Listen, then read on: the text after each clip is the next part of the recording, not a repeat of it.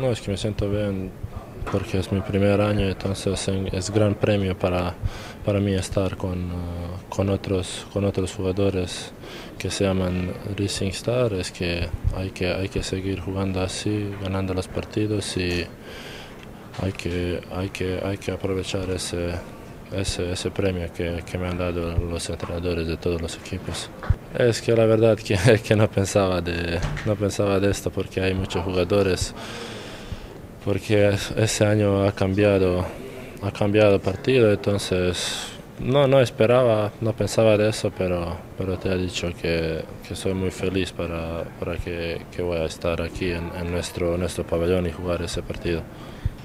No sé si va a estar más serio, pero yo creo que sí, porque claro que ellos no nos va a dejar a ganarlos porque se juega aquí, pero creo que tenemos buen equipo y creo que todos los espectadores ¿cómo se dice? Van a estar bien con el partido. No sé, como te he dicho, va a ser un partido serio, tenemos buenos jugadores, especialmente porque juegan chicos de Canadá con nosotros, entonces va a estar duro.